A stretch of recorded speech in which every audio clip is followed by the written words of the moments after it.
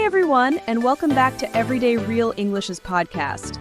Today, I'm super excited because we have a special guest joining us, Ken.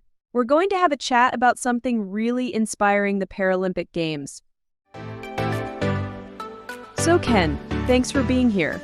Hey Sarah, thanks for having me. I'm excited to talk about the Paralympics. It's such an amazing event. Absolutely.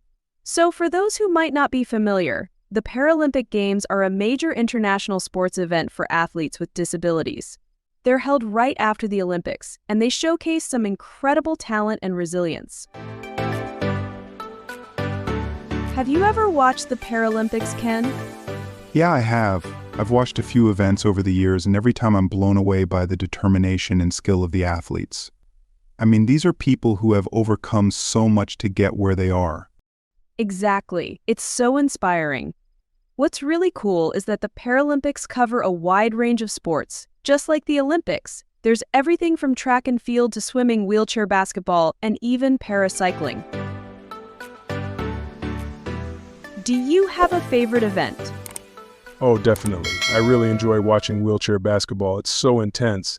The athletes are so fast and agile, and the strategies are just as complex as any other basketball game. Plus, it's amazing to see how they handle the chairs and shoot with such precision. Right? It's incredible to watch. I'm always amazed by the teamwork and coordination. And it's not just about the physical strength, it's also about mental strength and strategy. These athletes are really top-notch.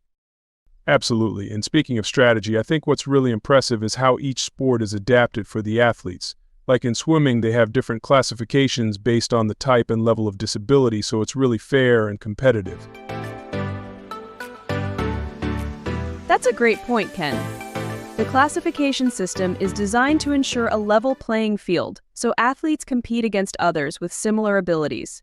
It's fascinating how they've developed these systems to include everyone fairly. Totally. And, I think one of the most inspiring things about the Paralympics is the stories behind the athletes. Many of them have faced incredible challenges. Some were born with disabilities, while others acquired them later in life, maybe from an accident or illness. But they all have this incredible drive to not let anything hold them back. Yes, the stories are so powerful. I remember watching a feature about a swimmer who lost her leg in a car accident, and instead of giving up, she started swimming as part of her rehabilitation and ended up competing at the Paralympics. It just shows you what resilience and determination can do. Exactly. And that's why I think the Paralympics are just as important as the Olympics, if not more so. They show us the true meaning of perseverance and human spirit. These athletes redefine what's possible, and I think we can all learn something from that. For sure. It's a reminder that no matter what challenges we face, we can always find a way to overcome them. It's about focusing on what we can do, not what we can't. And that's such a valuable lesson for everyone, don't you think? Definitely. I also think the Paralympics are great for raising awareness and changing perceptions about disabilities. It's all about inclusion and showing that everyone, regardless of ability, has something valuable to contribute. That's so true. The Paralympics promote inclusivity and highlight that talent and determination are what truly matter. It's not about what you can't do. It's about what you can't do with what you have. Exactly. And I think we're seeing more and more interest in the Paralympic Games. More people are watching, more sponsors are getting involved, and that's great because it means more support and recognition for these incredible athletes. Yeah, and I think it's about time. These athletes deserve all the recognition they can get. They train just as hard, if not harder, and their stories are just as compelling. It's really great to see them getting the spotlight they deserve. Absolutely, and I hope the interest keeps growing. It's not just good for the athletes, but also for society as a whole. It helps break down barriers and stereotypes about disability and shows everyone what's possible with the right mindset and determination. Couldn't agree more, Ken. The Paralympics are such a powerful reminder of the human spirit's strength. Whether you're an athlete or just someone looking to overcome your own challenges, there's so much to learn from these amazing individuals. Well said, Sarah. So if you haven't checked out the Paralympics yet, I highly recommend it. You'll be inspired, amazed, and you might even learn something new. Absolutely, and if you're looking for a bit of motivation or a reminder of what's possible when you push past your limits, the Paralympics are the perfect place to start. Thanks for joining us today, Ken. It's been great having you here. Thanks for having me, Sarah. I had a great time talking about this. And thanks to all our listeners for tuning in. If you enjoyed this episode, please subscribe, leave a review, and let us know if there's a topic you'd like us to cover next time. Remember, no matter what challenges you face, there's always a way to overcome them. Keep pushing, keep striving, and stay awesome. Bye for now. Hi everyone, welcome back. Today we're going to dive into some useful English phrases and expressions that were mentioned in our recent podcast about the Paralympic Games. These terms can help enhance your understanding and improve your conversations. Let's get started. The first phrase is "thanks for having me."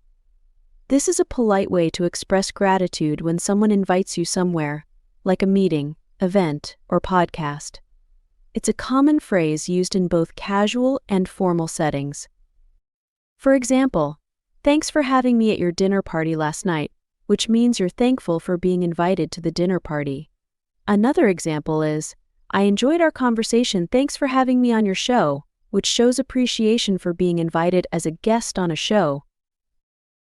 Next, let's talk about the term showcase. To showcase something means to display or present it in a way that shows its best qualities. For example, the exhibition was a great opportunity to showcase local artists, which means the exhibition displayed the work of local artists to highlight their talent. Another example is, the event will showcase the latest technology in the industry, indicating that the event will present the newest technological developments. Now, let's move on to blown away. This phrase means to be extremely impressed or amazed by something. For instance, "I was blown away by his performance," meaning the performance was so impressive that it left a strong impact. Another example is, "She was blown away by the breathtaking view from the mountain," indicating that she was amazed by the beautiful scenery. Next, we have top-notch.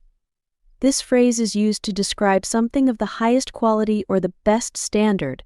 For example, the restaurant is known for its top-notch service, meaning the service at the restaurant is of the highest quality.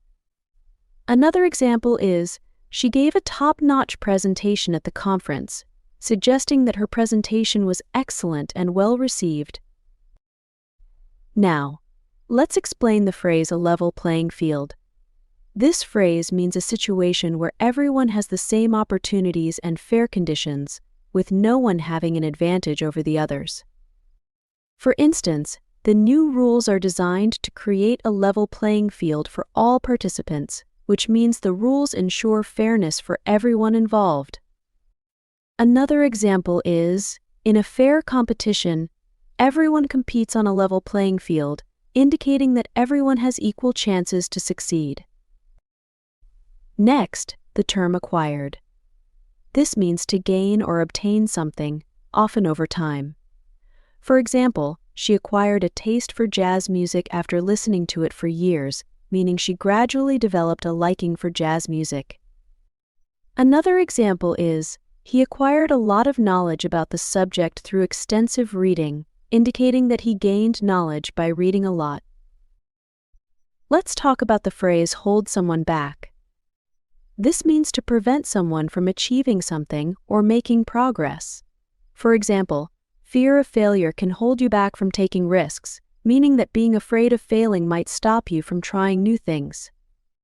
Another example is, "She didn't let her disability hold her back from pursuing her dreams," indicating that she did not allow her disability to prevent her from achieving her goals. Lastly, let's explain the phrase "they train just as hard, if not harder." This phrase means that the level of effort or intensity of training is at least equal to, and possibly greater than, someone else's. For instance, athletes with disabilities train just as hard, if not harder, than their able-bodied counterparts, meaning these athletes put in at least the same amount of effort, if not more, in their training. Another example is, "She works just as hard, if not harder, than anyone else in the company," indicating she puts in as much effort or even more than her colleagues. Remember to practice these phrases in your conversations to make them feel more natural. Thanks for listening, and if you like learning English from this podcast, please subscribe to support us in creating more content like this. See you next time.